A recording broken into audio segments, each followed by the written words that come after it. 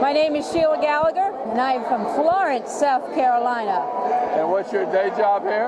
My day job is I get the honor of serving as president of the South Carolina Education Association. And how many years have you been a teacher?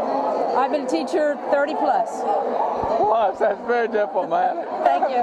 Could be 80, but it could be 30 plus. What did Democrats have to do to win in South Carolina? Democrats have to do what they did here today.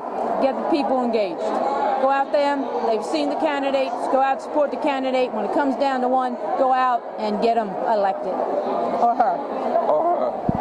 And what's the most important issue that we as Democrats ought to be engaged in South Carolina? Most important issue, education.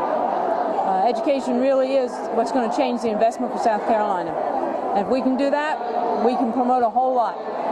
If you were governor of South Carolina, if you were king, if you were God, and you could do three things in education, what would you do? The three things most important is one, smaller classes in the early ages.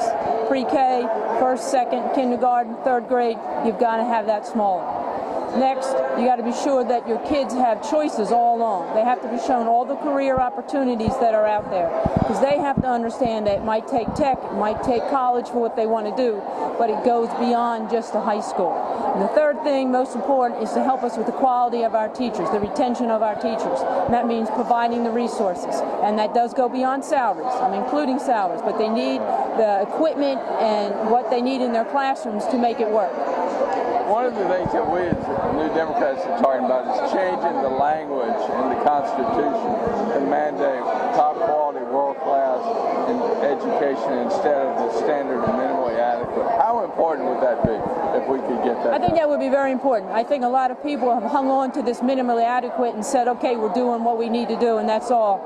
No more, no nothing. I think when you change and say, hey, education ought to be the brightest thing we're doing, the most important thing out there we're doing, our top priority, then you say, then this is the most important thing we're going to do, and you change those words. Another one of the things we're really interested in is laptop for every kid, broadband for every family.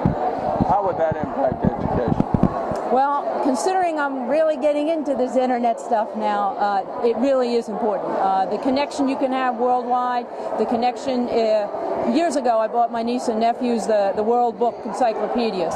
And I think now I just go online, I can get all this, I can find out the information. It's changed so fast and you have to get it faster than we've been doing. And you're in a relatively rural area where broadband isn't available. That's correct. Yeah. And so we need that ability to do so. If I'm going to keep all my kids up with those kids in these other larger districts, yeah.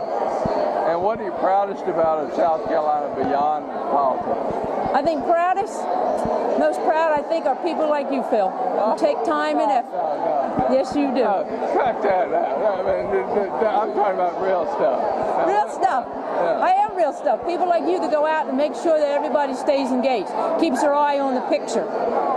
People, members of our education association, you go in every day and teach our students every day. Doesn't matter who that child is. They didn't give birth to that child, but they're working.